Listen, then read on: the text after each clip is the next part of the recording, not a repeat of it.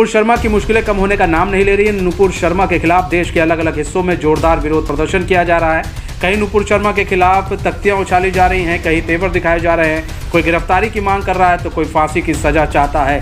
हंगामा ऐसा बरपा है कि देखते ही बन रहा है। नुपुर शर्मा के खिलाफ विरोध की आवाज़ें तेज होती जा रही हैं। देश के कई हिस्सों से विरोध प्रदर्शन देखने को मिला है नुपुर शर्मा के खिलाफ, और सभी लोग नुपुर शर्मा की गिरफ्तारी की मांग कर रहे हैं।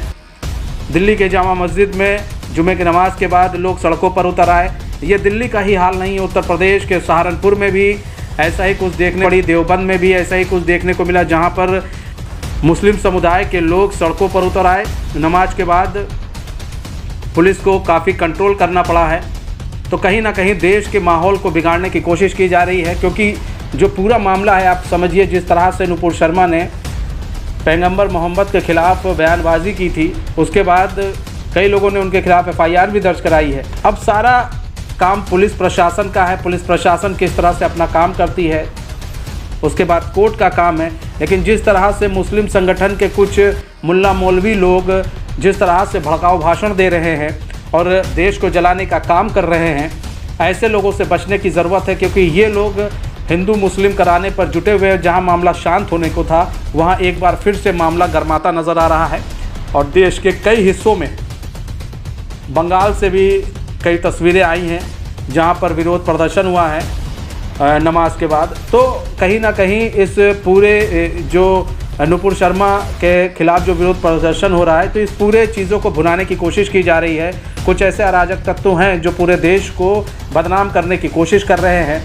ऐसे ही कुछ मुस्लिम संगठन हैं, विदेशी मुस्लिम संगठन, जैसे आप OIC की बात कर लीजिए, ऑर्गेनाइजेशन ऑफ इस्लामिक कॉरपोरेशन, इसके जो 57 देश मुस्लिम देश हैं, वैसे ही BJP और हिंदुस्तान के ऊपर ये लोग आए दिन आरोप लगाते हैं कि यहाँ पर मुस्लिम समुदाय यहाँ पर सुरक्षित नहीं है। लेकिन देश में जितना मुसलमान भारत में सुरक्षित है, उतना कहीं और सुरक्षित नहीं है। और इस तरह की चीज़ों को जो हो रही हैं इस समय देश के अंदर, और जो इस तरह विरोध प्रदर्शन किया जा रहा है, मुस्लिम संगठन के लोग जो सड़कों पर उतर आए हैं, ये ठीक नहीं है। ये कहीं ना कहीं देश को जलाने का काम करेगा, दो समुदाय में लड़ाने का काम करेगा। तो इन सब चीज़ों को रोकना चाहिए। लेकिन मौलाना, जो कुछ मौलाना है, वो अपने भड़काऊ भाषण से, अपने भड़काऊ बयान से लोगों को भड़का रहे हैं और देश को जलाने की कोशिश कर रहे हैं। आप अपनी टीवी स्क्रीन पर आपको 3 तस्वीरें हम दिखा रहे हैं, आप देख सकते हैं। एक है दिल्ली की, एक है देवबंद की और एक है सहारनपुर की तस्वीरें हैं। और कई तस्वीरें और भी हैं जो अलग अलग स्टेट से हैं।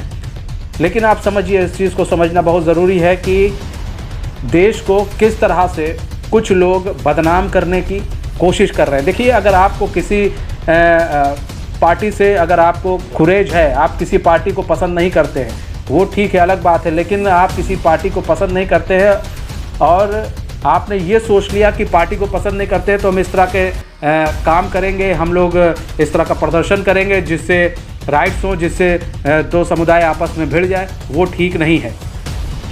मौलानाओं को समझना होगा, जो मुस्लिम धर्मगुरु हैं उनको समझना होगा और अपने लोगों को समझाना होगा कि इस तरह की हरकत ना करें। क्योंकि अगर मुसलमान अगर सड़कों पर उतर आए, कहीं हिंदू सड़कों पर उतर आया, तो दिक्कत पैदा हो सकती है। फिलहाल पुलिस अपनी भूमिका अच्छे से निभा रही है, पुलिस प्रशासन सख्ती बरत रही है।